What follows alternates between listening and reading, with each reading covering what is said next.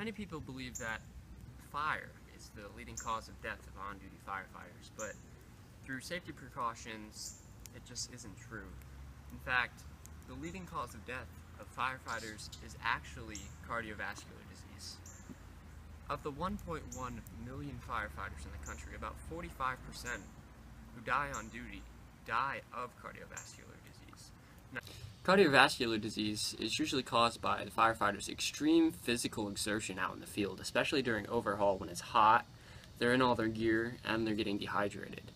In fact, some of the reason that cardiovascular disease is so much more prevalent nowadays is the amount of gear the firefighters have. Yes, it keeps them protected during the fire while they're fighting it, but it adds so much extra weight, it really pays toll on their cardiovascular system.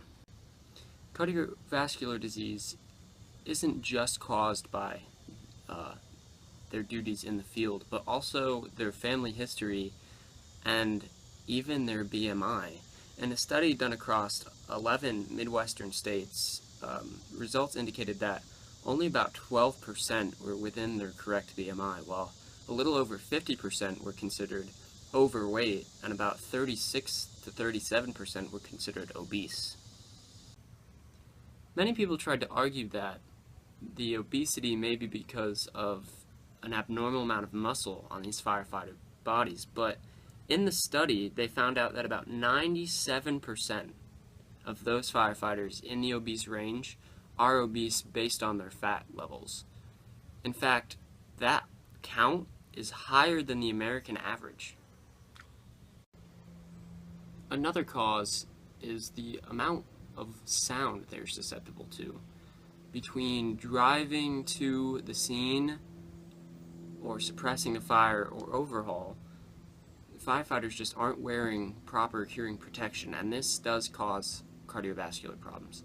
In fact, in the study, 95% of respondents said they never wore hearing protection during fire suppression, and 94% didn't wear it during overhaul. All this information was collected by the Department of Environmental Health at the University of Cincinnati, and part of that was medical diagnosis. The most common personal health issue was high cholesterol and high blood pressure, with about 55 and 28% positive responses, respectively. Exercising is also a factor, and about 46% said they only exercised 1 to 3 times a week, while 16% indicated that they didn't exercise more than once a week. Chronic alcohol abuse obviously isn't good for you, but studies show that a moderate amount of wine can actually be beneficial to your cardiovascular system. It can help your blood pressure, arterial sclerosis, and even heart attacks.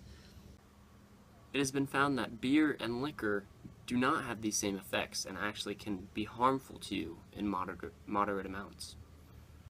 On-duty deaths of firefighters has been at an all-time low in recent years, and in fact will keep going down through these safety precautions, but cardiovascular disease is still a problem and will have to be addressed at some point soon in the near future.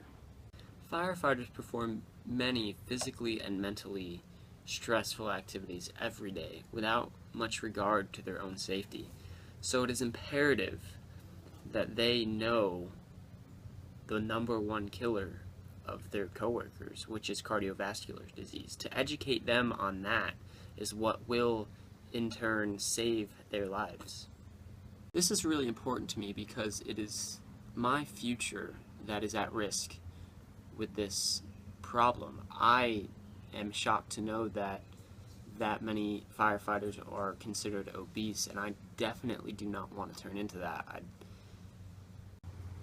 Educating myself and helping educate others is what's really gonna make this problem go away. So reading this article, I'm very happy to know some of the ways that I can fix this problem, be it more exercise, better eating habits, and just more aware of when I should wear my equipment.